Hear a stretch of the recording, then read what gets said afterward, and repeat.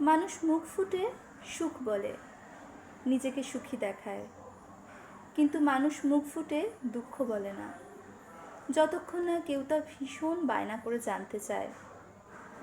নিজেকে সুখী দেখানো খুব সহজ, তাই মানুষ তার চোখ মুখ কাজ লেখা ও বাস্তবে কিংবা ভার্চুয়ালে সব কিছুতে নিজেকে ফ্লেক্সিবল দেখায়, স্ট্রং দেখায়, এবং সবাই এটাই দেখে।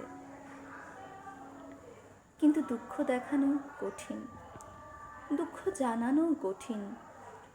দুঃখ সবাইকে বলা যায় না, মন খারাপের কারণ সবাইকে বলা যায় না। কেমন আছি জবাবে সত্যি ভালো নেই এটাও লেখা যায় না।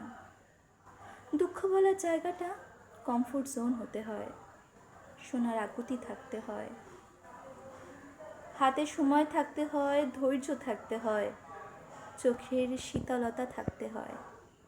যার এই কমফোর্ট জোন আছে সে ব্লেসিং, আর যার নেই সে মূলত একা, ভীষণ একা।